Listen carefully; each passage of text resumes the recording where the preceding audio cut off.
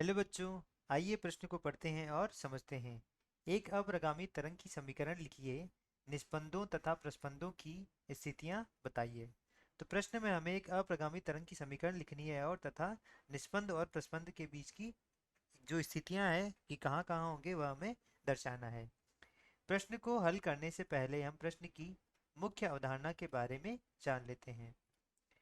इस प्रश्न के लिए बच्चों हमारी जो मुख्य अवधारणा हो जाएगी वह यह हो जाएगी कि एक अप्रगामी जो तरंग होती है, अप्रगामी तरंग की समीकरण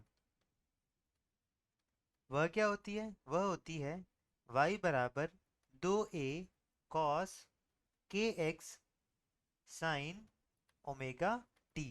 तो यहाँ से ओमेगा कोणीय वेग होता है, टी समय होता है और के क्या होता है? संचरण नियतांक होता है। और जो आयाम होता है, परिणामी जो इसका आयाम आएगा, परिणामी आयाम,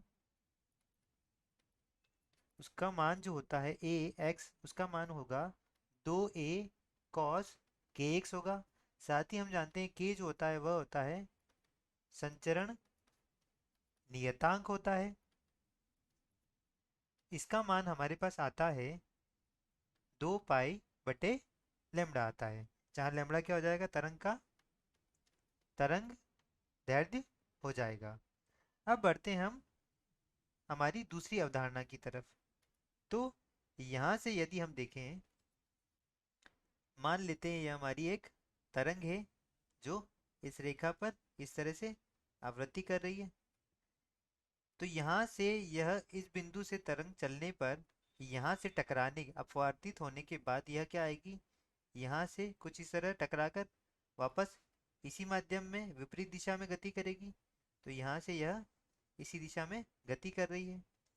तो यहाँ यदि हम देखें तो जिन बिंदुओं पर आयाम जो होगा वह क्या हो रहा है? जिन बिंदुओं पर आयाम शून्य हो रहा है, तो आयाम जहाँ शून्य होता है, आयाम बराबर शून्य है इन बिंदुओं पर, तो इन्हें हम कहते हैं यहाँ पर निस्पंद। क्या कहते हैं? निस्पंद, जिन्हें हम n से दर्शाते हैं। तो यहाँ जिन जिन बिंदुओं पर आयाम शून्य हो रहा है उन्हें हम निस्पंद कह देंगे।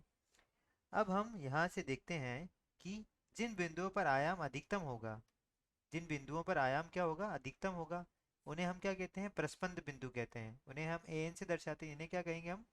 प्रस्पंद, और an से दर्शाएंगे। तो यहाँ आयाम क्या होगा? अधिकतम होगा। आयाम बराबर क्या होगा? अधिकतम होगा। तो वो प्रस्पंद बिंदु हो जाएंगे। अब हम बढ़ते हैं हमारे प्रश्न की तरफ। तो यहाँ से सबसे पहले हम देखें निस्पंद के लिए। निस्पंद के लिए जो आयाम होगा, निस्पंद के लिए आयाम, आयाम ए एक्स का मान क्या होना चाहिए? वह होना चाहिए शून्य। तो यहाँ से यदि हम देखें, जो ए एक्स क्या है हमारा? कॉस 2a कॉस के एक्स का मान क्या होना चाहिए? शून्य। इसके लिए यदि हम देखें तो कॉस के एक्स का मान क्या होना चाहिए? शून्य होना चाहिए। और कॉस के एक्स शून्य कब होगा? जब के एक्स का मान क्या हो जाए? 1 पाई बटे 2 हो जाए, 3 पाई बटे 2 हो जाए, 5 पाई बटे 2 हो जाए, 5 पाई बटे 2 हो जाए, या क्या हो जाए हमारा? इसी तरह आगे चलते हुए 2n+1 पाई बटे 2 हो जाए।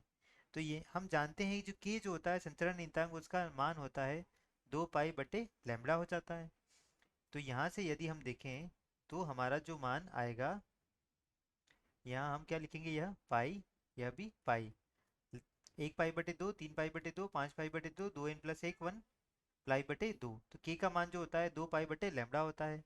तो यहाँ से यदि हम समीकरण रखें तो 2 पाई बटे लेमड़ा गुणा एक्स, यह किसके बराबर होना चाहिए? वह होना चाहिए 1 पाई बटे 2, 3 पाई बटे 2, 5 पाई बटे 2, इसी तरह से 2n+1 पाई बटे 2 पर।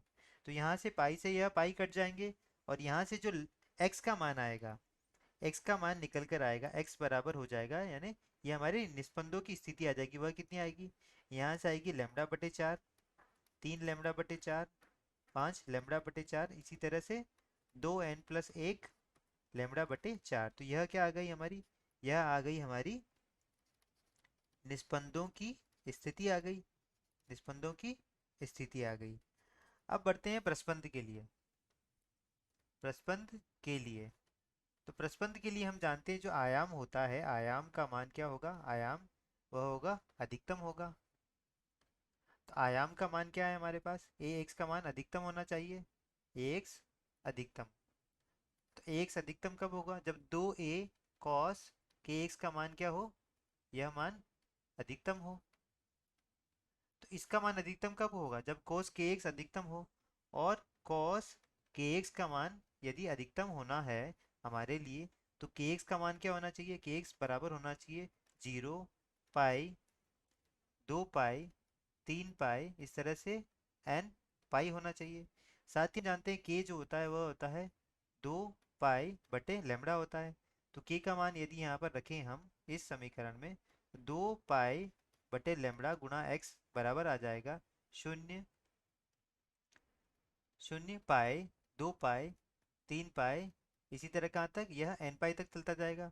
तो यहाँ से पाई से पाई कट जाएगा और यहाँ से जो x का मान आएगा वह क्या आएगा, 0 आएगा, λ/2 आएगा, फिर लैम्बडा, 3 λ/2, इसी तरह से आगे चलता हुआ जाएगा। तो यहाँ से जो यह क्या आ गई हमारी, यह आ गई हमारी, यह किन की स्थिति आ गई, यह जो स्थिति आई है हमारी, यह आई है प्रस्पंदों की स्थिति आ गई है, प्रस्पंदों की स्थिति की। प्रस्पंद कहाँ कहाँ हमारे अंकित होंगे, यह आ गई हमारी निस्पंदों की स्थिति। प्रश्न में हमसे यही पूछा था, तो यह हमारा अंतिम उत्तर हो गया। आशा करता हूँ आपको समझ आया होगा। धन्यवाद।